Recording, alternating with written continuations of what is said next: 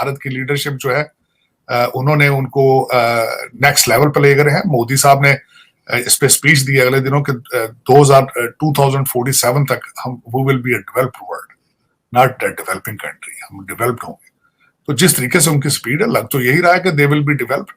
अफसोस की बात यह है कि बिल्कुल जहां बॉर्डर मिलते हैं, हम डीएनए मिलते हैं, कई चीजें मिलती हैं, हम बस्तियों को टच कर रहे हैं। अफसोस के साथ इस पे जितना भी अफसोस किया जाए कम। इंडिया की तरफ देखें सर, और अगर हम देखें कि उनके यहाँ जो इकोनॉमी भी जो है वो आगे की तरफ जा रही है, और जो कहा जा रहा है कि यूके को भी पीछे छोड़ दिया, साथ साथ उनके यहाँ के लोग जो है वो जगह जगह सीईओज लगे हुए हैं पहले भी और अभी भी, स्टारबक्स और कई जगह पे हम उन्हें देख रहे हैं प्रोमिनेंट जगह पे जाते हुए। आपके ख्याल से इंडिया की इस तरक्की के, इस प्रोग्रेस के पीछे क्या चीज हो सकती है, या किस तरह से लोग आगे बढ़ रहे हैं ताकि हमारे लोग भी कुछ सीख सकें, हम भी थोड़ा सा आगे बढ़ सकें? कब तक हम लोग यही कुछ करते रहेंगे जो हमारे यहाँ चल रहा है?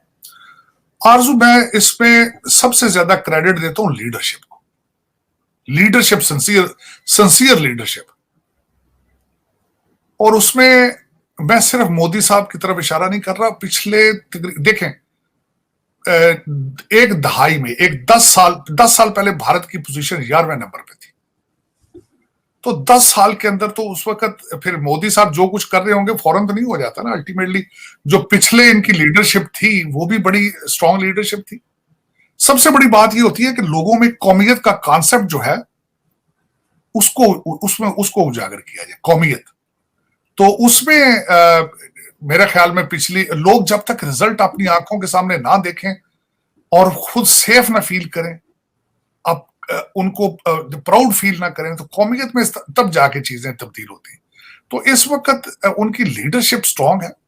उनकी लीडरशिप ने उनको कौमियत का कॉन्सेप्ट दिया है और उन्होंने ऐसे फैसले किए, सख्त फैसले, जिनका रिएक्शन भी आया है। लेकिन वो मैं समझता हूं इसमें सिर्फ और सिर्फ मैं क्रेडिट दूंगा लीडरशिप। भारत की लीडरशिप जो है उन्होंने उनको नेक्स्ट लेवल पे ले गए हैं। मोदी साहब ने इस पे स्पीच दी अगले दिनों के 2047 तक हम we will be a developed world, not a developing country, हम डेवलप्ड होंगे। तो जिस तरीके से उनकी स्पीड है, लग तो यही रहा है कि दे विल बी डेवलप्ड। अफसोस की बात यह है कि बिल्कुल जहां बॉर्डर मिलते हैं, हम डीएनए मिलते हैं, कई चीजें मिलती हैं, हम बस्तियों को टच कर रहे हैं। अफसोस के साथ इस पे जितना भी अफसोस किया जाए कम है।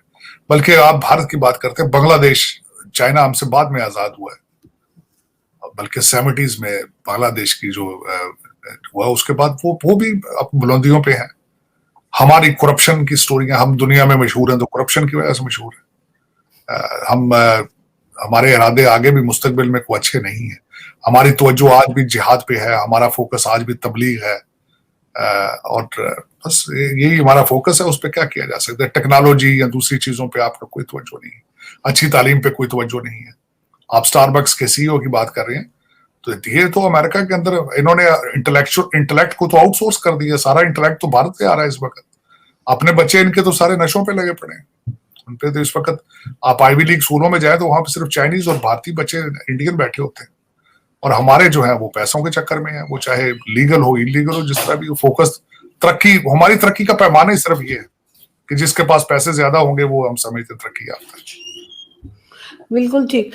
सर, साथ साथ अगर हम, आपने जैसे बांग्लादेश का नाम लिया, तो बांग्लादेश की जो प्राइम मिनिस्टर है वो जा रही हैं वहां पर, इंडिया में उनका विजिट है, उसको आप किस तरह देख रहे हैं कि क्या आगे हम देखने को मिलेगा हमें? क्या कोई नई बात होगी? क्योंकि पाकिस्तान क्या तो कोई आ रहा नहीं, पाकिस्तान में कोई आ रहा नहीं है। अभी चाइनीज प्रेसिडेंट का था तो वो भी कैंसिल हो गई, उधर से भी बात, उन्होंने कहा कि जी यहाँ तो हर वक्त प्रोटेस्ट होते रहते हैं, हर वक्त कुछ ना कुछ चलता रहता है। तो सुनने में यही आया है कि वो जो उनका विजिट था वो कैंसिल हो गया। अब कब तक के लिए मालूम नहीं, लेकिन भारत में अगर हम देखें तो कोई ना कोई आता रहता है। साथ ही जैसे कहा जा रहा है कि जो बाइडेन का भी काफी चांस है कि वो भी भारत को विजिट करें। देखिए, भारत ने जो पिछले 20 सालों में जो तरक्की की है, मैं वेरी इंप्रेसिव। उसकी वजह यह है कि यहाँ अमेरिका में भी जिसके भी कोई पॉलिटिकल इंटेंशंस हो, वो ये समझता है कि उसका भारत का दौरा या भारत के साथ रिलेशनशिप जो है वो बड़े जरूरी है। मैं यहाँ कई प्रेसिडेंशियल कैंडिडेट्स को देखता रहा हूं कि वो अपने रेज्यूमे को ब्यूटिफाई करने के लिए भारत जाते थे, क्योंकि दे आर राइजिंग। उनकी टेक्नोलॉजी, उनका स्टैंडर्ड ऑफ एजुकेशन, ये सारी चीजें जो हैं they have made them stronger.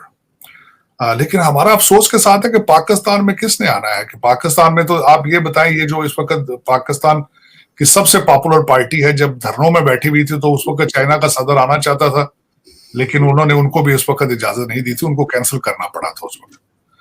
तो आज भी पाकिस्तान में देखें, या तो कोई चीज आप बना रहे हो, एक्सपोर्ट कर रहे हो, इंपोर्ट कर आप, या इंपोर्ट एक्सपोर्ट, या कोई आप किसी चीज की सलाहियत रखते हो, तो फिर तो को आए जाए लोग आपके आपके वहां, वरना क्या आएंगे, कहाँ जाएंगे, क्या करेंगे वहां, मेरा मकसद। और आपने जिस तरीके से अपने आप को आइसोलेट कर लिया, इस वक्त आप दुनिया में बिल्कुल कट के अकेले रह चुके हैं, सी पैक बंद कर चुके हैं, भारत आप अमेरिका के साथ सिर्फ पर्सनल रिलेशनशिप एक पार्टी बना के रखना चाहती है।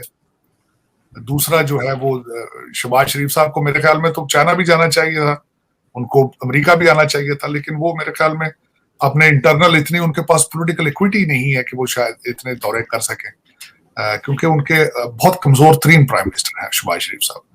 तो इस वक्त जो बाइडेन साहब इसलिए जाना चाह रहे होंगे कि उन्होंने यहाँ पे अनाउंस कर दिया है कि वो दोबारा इलेक्शन लड़ेंगे, तो उनको भी पॉलिटिकल ऑक्सीजन की जरूरत है, तो भारत में जाएंगे, एंटी चाइना वहां बातें करेंगे और अपना पॉलिटिकल कैपिटल मजीद बढ़ाएंगे। बिल्कुल ठीक। लेकिन सर, इमरान खान हमेशा से अमेरिका के खिलाफ बातें करते रहे, लेकिन जैसा कि आप जानते ही और सभी लोगों को ऑलमोस्ट पता ही होगा कि उनकी गवर्नमेंट ने जो है वो गाड़ियां भी ली हैं अभी अमेरिकन एम्बेसी से, और हर तरह की वो अब दोबारा से जो है एक मेल मिलाप उनका शुरू हो गया है। तो लग रहा है आपको कि कुछ फर्क पड़ेगा? साथ साथ इमरान खान की बड़ी जो है वो ये भी आ रहा है कि सिंध में उन्होंने विजिट किया और वहां के फ्लड विक्टिम से मिल रहे हैं, कभी यहाँ पे कोई तमाशा कर रहे हैं, और इस किस्म की पिक्चर्स भी आ रही है कि वो लोग जो बैठे हुए हैं और इन्हें बताया जा रहा है कि फ्लड विक्टिम्स है, वो एक तरह का ड्रामा रचाया गया है, वो लोग खुद ही क्रिएट किए गए, इस तरह की भी बातें की जा रही हैं। तो आपके ख्याल से इस लेवल तक भी पीटीआई जा सकती है? पीटीआई की सोच जरा देखें आप, आपने शायद वो बात भूल गए, इन्होंने, इनके कई बच्चों ने ये कहा था कि हम अमेरिका के साथ एक रात में रिलेशनशिप ठीक कर लेंगे। देखें जरा फॉरेन पॉलिसी के बारे में इनकी ओपिनियन, कि अमेरिका के साथ एक रात में इमरान खान जो है वो हालात ठीक कर लेंगे, अपने रिलेशनशिप ठीक कर लेंगे। तो जिस तरीके से इन्होंने यहाँ पे लॉबी पार्टियां, लॉबी फर्में हार की भी हैं, कोशिश तो कर रहे हैं अपने हालात ठीक करें, लेकिन पाकिस्तान के हालात के बारे में सोचते हैं। इमरान खान के हालात पाकिस्तान के हालात नहीं है। पाकिस्तान एक स्टेट है, इमरान खान स्टेट नहीं है। इमरान खान एक फर्दे वाहिद है, और कई लीडर आते हैं, कई जाते हैं। पाकिस्तान की बात करें, PTI is not Pakistan, Pakistan is Pakistan, state of Pakistan. अफसोस के साथ ये मैं कहूंगा कि इस वक्त पाकिस्तान को एक सिंसियर लीडरशिप की जरूरत है, जो कि कहीं नजर नहीं आ रही। खान साहब तो डिक्टेटर माइंडसेट है, वो तो कहते हैं मैं किसी से, वो देखे, आपको शायद याद होगा उनके माइंडसेट देखे, सीआईए के चीफ गए थे, उनसे मिलने से इनकार कर दिया था। मैं तो सिर्फ बाइडेन आएगा तो तब मिलूंगा भाई, वो छोटे मोटे बंदे से तो मिलकर राजी नहीं है। He is larger than Pakistan, ये ज्यादती है वो। सर अभी तो वो फ्लड के फायदे भी बता रहे थे ना कुछ दिन पहले, तो वो आप कह रहे थे कि जी गंदम बड़ी अच्छी होगी, कहते थे। अब वो उनकी स्टेटमेंट यही थी कि हाँ जी आप ज्यादा ना, भाई ये बताओ गंदम के बीज कहां से आएंगे भाई? फिक्शन में चले जाते हैं ना। और ये बताएं, करोड़ों अरबों के जलसे कर रहे हैं, ये गरीबों में खाने तकसीम कर देते अगर असली पाकिस्तानी होते तो। अपने ये बच्चे ट्विटर सारे करने वाले सारे साथ जाके नई चीजें बनाना शुरू कर देते, उनको वॉलंटियरिज्म सिखाते कि रजा कराना तौर पे वर्क काम किस तरह करना है। 4 दिन ट्विटर छोड़ देते, लेकिन नहीं, प्रायोरिटीज है अपनी अपनी। आरजू, आज में एक कॉन्सेप्ट ये था कि खान साहब को खौफ है कि अगर वो जलसे करना बंद कर दें, ये कॉन्सर्ट करना बंद कर दें, तो शायद पॉपुलैरिटी लूज कर दें, शायद लोग भूल जाएं। तो दोस्तों कैसे हैं आप सब? स्वागत है आपका इंडिया वेब न्यूज में। दोस्तों वीडियो आपने देखी, उसमें आपको पता चला कि भारत आज किस स्टेज पर है, भारत की आज क्या स्थिति है। प्रधानमंत्री नरेंद्र मोदी ने दुनिया में भारत का डंका बजा दिया है। सबसे ताकतवर मुल्कों के शीर्ष नेता जिस तरह उनसे मिलते दिख रहे हैं, वे भारत की बदलती तस्वीर का सिर्फ एक नमूना है। जी हाँ दोस्तों, दुनिया देख चुकी है कि भारत जो कहता है वो करता है। ये सिर्फ अभी की बात नहीं है, हमेशा से ऐसा हो रहा है। फर्क सिर्फ इतना है कि प्रधानमंत्री नरेंद्र मोदी ने इस बात को तमाम ग्लोबल मंचों पर पूरे दमखम के साथ रख दिया है कितनी परेशानियों को हमने संयम के साथ हल किया। जब कोरोना में पूरा विश्व थर-थर कांप रहा था, तब भारत में मोदी ने नई रणनीति से इसे हल कराया था। फिर उसके बाद भी भारत ने अपने साथ साथ दूसरे देशों में भी इस बीमारी की दवाई, वैक्सीन वहां तक पहुंचाई। और जब अफगानिस्तान में पाकिस्तान ने जिस तरह से अमेरिका को गुमराह किया, वह दुनिया के सामने है। सुपर पावर पाकिस्तान पर यकीन करके अपनी पॉलिसी बनाता रहा, वहीं पाकिस्तान तालिबान के साथ मिलकर खेल करता रहा। अमेरिका का उल्लू बनाकर पाकिस्तान ने अफगानिस्तान में बंदूकधारियों की सरकार बना दी। मुल्क में खुशहाली, तरक्की और लोकतंत्र का राज स्थापित करने की अमेरिका की दशकों की मेहनत पर उसने पानी फेर दिया। अमेरिका को रातों रात शर्मिंदगी के साथ अफगानिस्तान से बोरिया बिस्तर समेट कर लौटना पड़ा था। पाकिस्तान अमेरिका और यूरोप से इमदाद लेकर अपनी चमड़ी मोटी करता रहा। जब दुनिया को उसकी दगाबाजी का पता लगा तो वो भारत के दर्द को समझ पाई।